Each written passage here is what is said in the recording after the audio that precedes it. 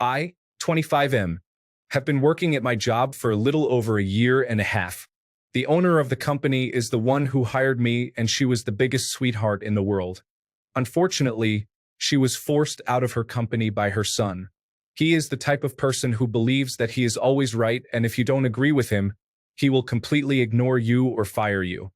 He literally forced his mom into retirement by threatening to unalive himself and continues to use that card every time she even says she wants to come visit. Last winter, we had a massive snowstorm. Getting to work was rough, but we were told that we had to come anyway. We get there, and the snow isn't plowed from the parking lot because he didn't want to pay the guy to do it, so we had to. Due to the lot being absolutely massive, we couldn't get it all done in time for us to help customers. As they came and went, we noticed the snow being patted down into the ground and essentially turning into a slip and slide.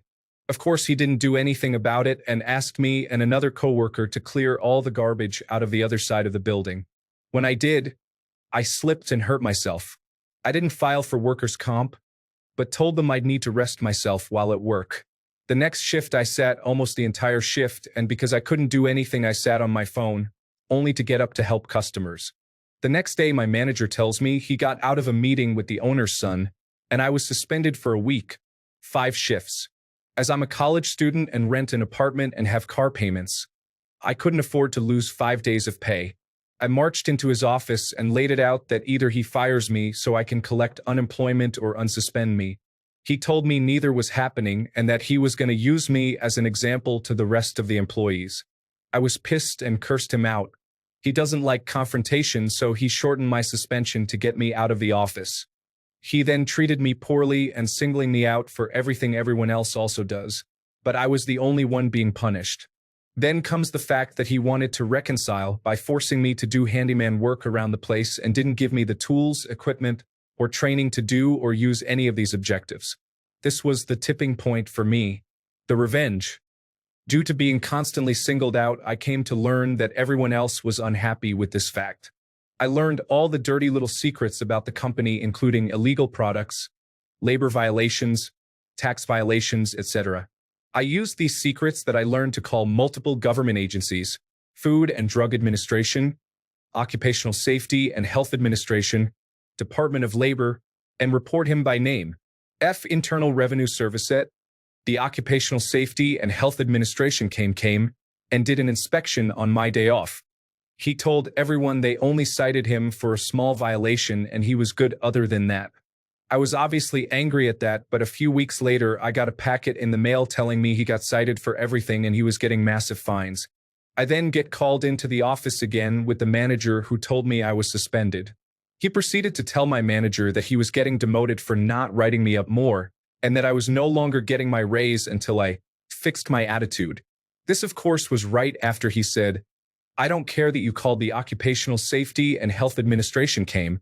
This little act is known as retaliation, which is illegal to do to people who called a protected agency like the Occupational Safety and Health Administration came." He refused to even look at me at this point because if he did anything that would imply he was punishing me for calling the Occupational Safety and Health Administration came, I would have a lawsuit to destroy him. Now to today. Another day off for me, and I get a text from a coworker at 11 a.m. That message was, "Food and Drug Administration is here." The manager quit and it's crazy. The Food and Drug Administration and Internal Revenue Service came rolling in full force in black trucks/SUVs. They came in and raided the place, seizing all illegal products and all the paperwork pertaining to the business. They're still there as I write this, so hopefully there will be more to come. But knowing how this works out, in most cases, I won't have a job much longer and will be on unemployment.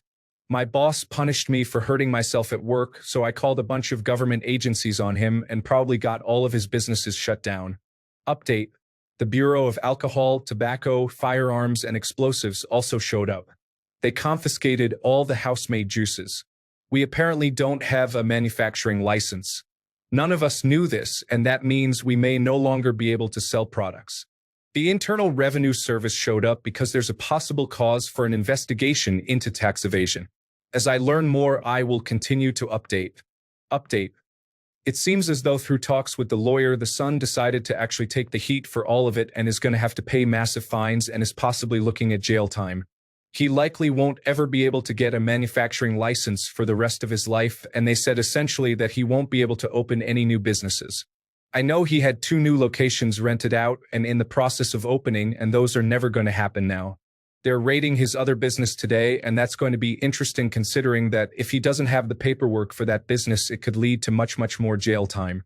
So as of right now, even though my job isn't shutting down yet, his other business is getting raided.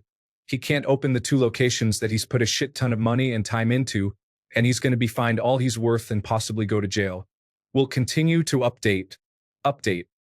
After many long months and tons of setbacks, me and the other guys from my last vape shop have opened our own. We want to do everything the right way and make it a place where people can come and hang out like vape shops used to. It's a 21 plus sober building. We hope to make a safe and enjoyable environment for everyone, and also provide them with safer alternatives to smoking cigarettes and cigars and using dip/chewing tobacco. Cherry on top would be to take him to court for property damage. I forgot to add that in the post. Good. As a gay man myself, I fucking hate these kinds of men. It's one thing to hide your sexuality if you're in literal danger, like living in North or West Asia. Hell, I'd even understand being with a woman because you don't want to be gay, as long as he doesn't cheat. But to keep your sexuality hidden and cheat on your partner? Nah, I don't play that. Also, did his boyfriend not even care that your ex was cheating on him with you as much as he was cheating on you with him?